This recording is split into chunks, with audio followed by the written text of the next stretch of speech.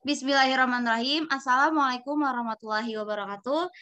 Sejahtera untuk kita semua. Selamat siang Bapak dan Ibu, dosen dan teman-teman semua yang ada di kelas. Puji syukur kita haturkan kepada Allah Subhanahu wa taala dan tak lupa sholawat serta salam selalu tercurahkan kepada Nabi Muhammad SAW. Perkenalkan, kami dari kelompok 8 yang terdiri dari saya Nurul Mulyani sebagai moderator, Siti Mutmainah sebagai presentator pertama, Siska Kurnia Dewi sebagai presentator ketiga, dan saya pribadi presentator ketiga. Pada hari ini kami akan mempresentasikan makalah kami yang berjudul Strategi dan Perencanaan Pengembangan Sosial dan Emosi pada Anak Usia Dini. Nah, untuk penjelasan pertama akan dijelaskan oleh Saudari Siti Mutmainah. Kepada Saudari Siti Mutmainah, saya persilakan.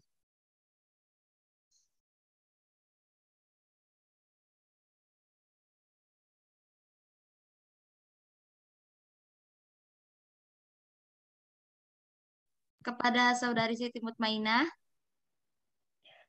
Baik, bismillahirrahmanirrahim. Langsung saja ya, di sini saya menyampaikan materi pertama, yaitu pengertian perkembangan sosial emosional.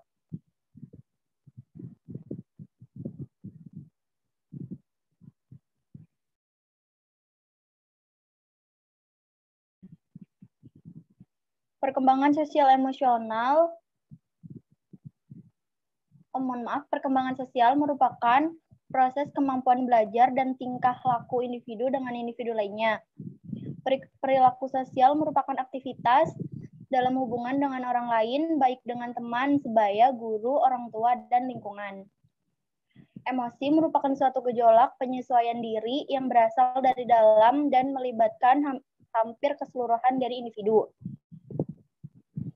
Perkembangan sosial anak adalah kemampuan anak dalam berhubungan dengan individu lain, di mana dalam lingkungannya akan terjadi peristiwa-peristiwa yang sangat bermakna bagi hidup anak dan akan membentuk kepribadian anak, dan lingkungan juga yang akan menentukan kepribadian seorang anak tersebut.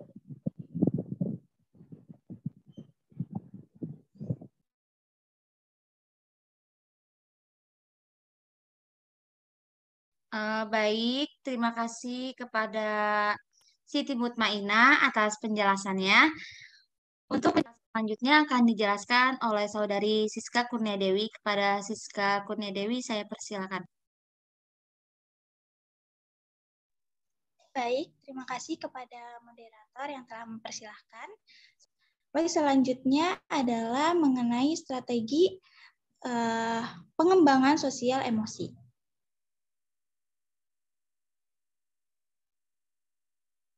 Yang pertama adalah strategi orang tua agar anak mampu mengenal emosi diri. Yang pertama, mengenalkan nama-nama emosi sesuai ekspresinya. Yang kedua, memberikan pengertian kepada anak mengenai sebab dan akibat dari munculnya emosi tersebut. Selanjutnya ada strategi orang tua agar anak mampu mengatur emosi sesuai dengan situasi dan kondisi. Yang pertama, memberikan pengertian mengenai bagaimana mengendalikan emosi dan bagaimana menahan diri untuk meluapkan emosi yang negatif.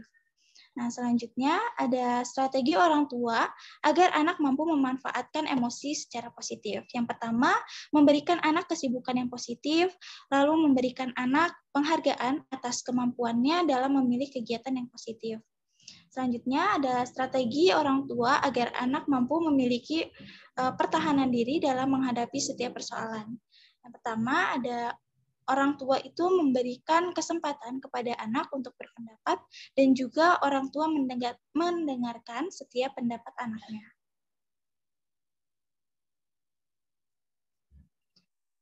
Nah, adapun strategi upaya mengoptimalkan perkembangan sosial emosional anak. Yang pertama, memberikan perhatian kepada anak, lalu mengenalkan berbagai emosi positif dan emosi negatif beserta dampaknya kepada anak.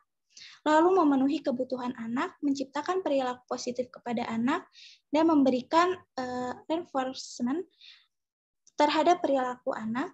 Lalu selanjutnya memberikan kesempatan kepada anak untuk memilih dan mengaktualisasikan kegemarannya, lalu menjalani komunikasi dengan baik, memberikan contoh perilaku yang baik, dan memberikan kesempatan kepada anak untuk melaksanakan kegiatan bermain sosial.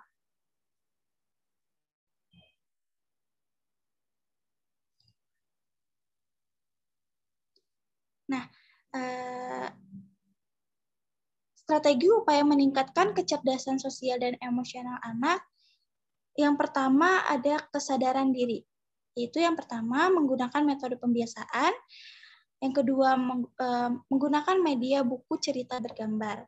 Yang kedua ada rasa tanggung jawab, bisa menggunakan metode pemberian tugas dan metode proyek.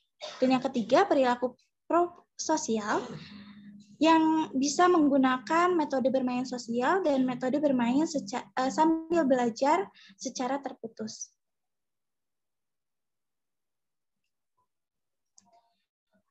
Selanjutnya dikembalikan lagi kepada moderator. Baik, terima kasih kepada Saudari Siska Kurnidewi. Materi selanjutnya akan dibacakan oleh saya, yaitu perencanaan pengembangan sosial emosional. Perencanaan adalah suatu proses mengenai dalam menentukan apa yang akan dilakukan dan bagaimana melakukannya. Dari Burhanuddin, perencanaan merupakan aktivitas pengambilan keputusan tentang sasaran yang akan dicapai, tindakan yang akan diambil dalam rangka mencapai sasaran tersebut, dan pihak-pihak yang akan melaksanakan tugas tersebut. Selanjutnya itu ada hal-hal yang perlu diperhatikan dalam merencanakan pembelajaran. Yang pertama yaitu ada pengembangan program semester, yang kedua ada pengembangan rencana kegiatan harian atau RKH, yang ketiga ada pengembangan rencana kegiatan mingguan RKM, yang terakhir yaitu ada penyesuaian metode pembelajaran.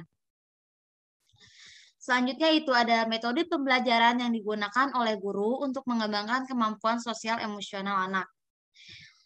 Yang pertama ada metode pembiasaan. Metode pembiasaan adalah cara yang digunakan oleh pendidik kepada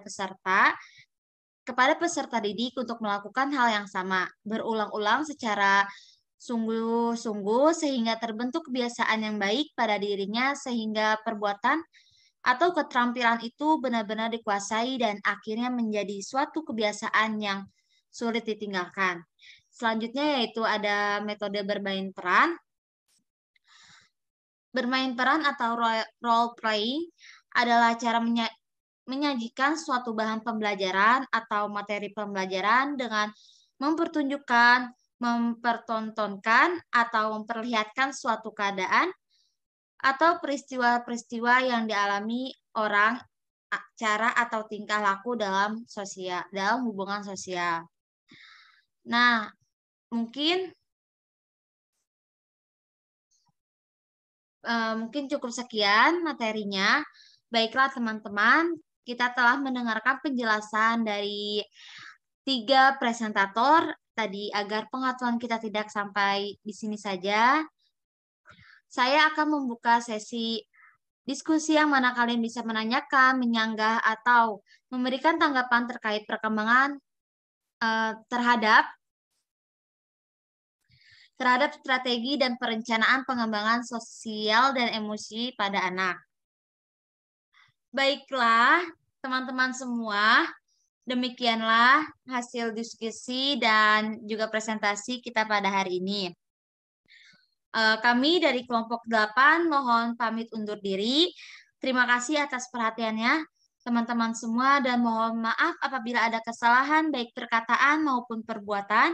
Akhirul kalam, wassalamualaikum warahmatullahi wabarakatuh.